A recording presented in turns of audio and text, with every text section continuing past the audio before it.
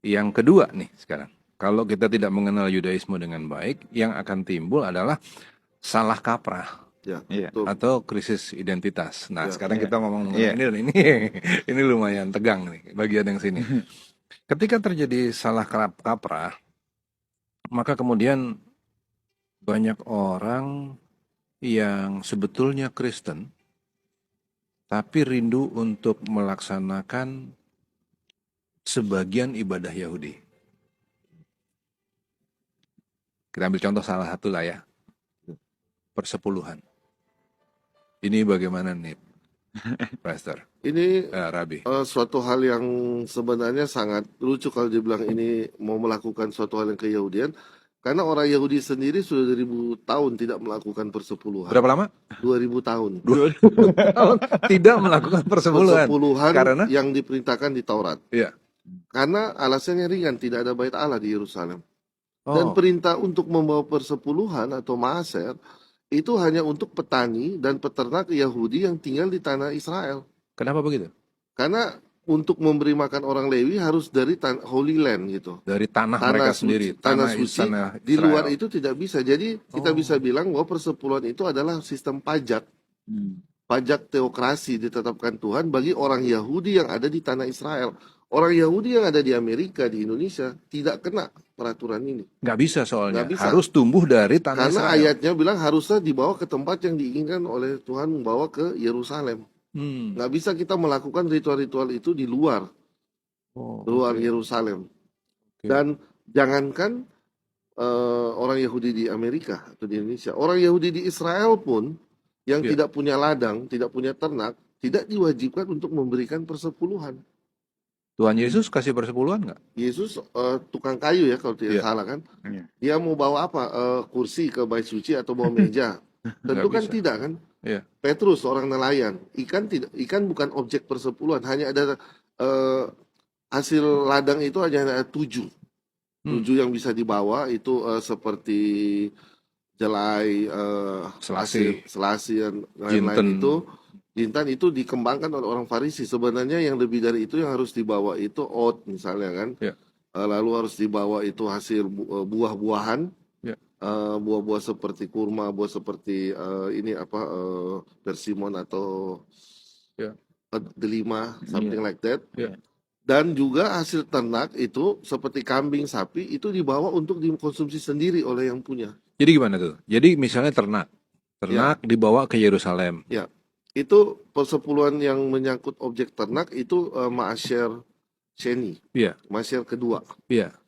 Itu dibawa untuk dimakan, dikonsumsi di Yerusalem. Iya.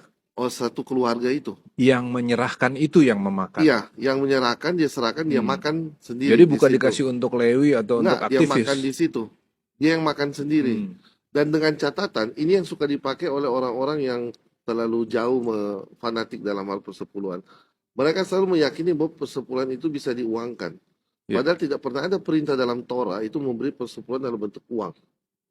Oh. Satu-satunya yang bisa diuangkan itu kalau you tinggal jauh dari Yerusalem, misalnya di Galilea atau di Haifa, lalu tidak mungkin you bawa 3 ekor lembu, bawa-bawa terus itu ke Yerusalem sangat jauh, you bisa jual. 3 lembu itu jual di Haifa, lalu sampai di Yerusalem, uangnya itu tebus lagi beli. Dipakai untuk membeli lagi 3 lembu, ternak, itu yang dibawa. Kemudian dipakai buat apa itu? Dimakan oleh keluarga, si pemberi itu sendiri. Karena itu ma'asyer sheni. Yang Rishon udah ada yang buat Lewi. Yang setiap tahun. Rishon kan itu tiap per 3 tahun, per 2 tahun kedua, keempat, keenam. Dan itu siklusnya semita, tiap per 7 tahun siklusnya. Lalu ma'asyer ketiga, persepuluhan ketiga, itu persepuluhan orang miskin, ma'asyer ani. Hanya tahun ke-3 dan ke-6. 1, 3, 6. Tahun ganjil. Bukan tiap bulan. Tahun ganjil. Dan siklusnya dalam 7 tahun Shemitah, tahun ke-7 tidak boleh ada persepuluhan. Tidak boleh disentuh ladang, tidak boleh ternak disentuh, itu tahun Syabat. Jadi sebetulnya persepuluhan dalam konsep Yahudi itu bukanlah suatu pemusatan kekayaan. Kekayaan buat siapa? Orang Lewi. Orang Lewi tidak butuh uang, mereka hanya butuh makan, mereka bekerja di bait suci. Mereka tidak butuh untuk menumpuk kekayaan di dalam bait suci karena mereka kan imam. Hmm. Nah, perlu diketahui Lewi dan Kohen ini berbeda. Kohen itu apa sih? Imam. Ya. Lewi itu bukan imam. Ya. Pekerja. Ya. Pemusik yang bersih-bersih. Jadi orang Israel bawa perpuluhan itu 1/10 ke orang Lewi. Nanti orang Lewi bawa lagi persepuluhan itu ke imam, ke Kohen. Jadi imam itu menerima 0,1% dari orang Israel. Wow. 0,1%. 0,1% bukan 10%. Itu pun ada jeda-jedanya di mana tidak ada persepuluhan. Iya, kalau kita tidak ada ya tidak. Ya, sehingga tidak ada pemusatan Jadi, kekayaan. Beda betul-betul. Antara Lewi dan imam. Lewi itu kalau saya cuma ambil contoh aja ya. Lewi itu supaya kita pahami gampang, di gereja misalnya WL. Itu Lewi. Leader itu Lewi. Cleaning service itu Lewi. Itu tugas-tugas Lewi di bait Allah. Imam, gembala itu imam, atau itu yang Kohanim. Jadi kalau misalnya buat contoh-contoh aja ya, misalnya benar-benar mau diterapkan seperti di bait Allah, jemaat harus kasih ke WL sama ke cleaning service. Nanti mereka yang kasih 1/10 lagi kepada gembalanya, kepada imam kalau mau.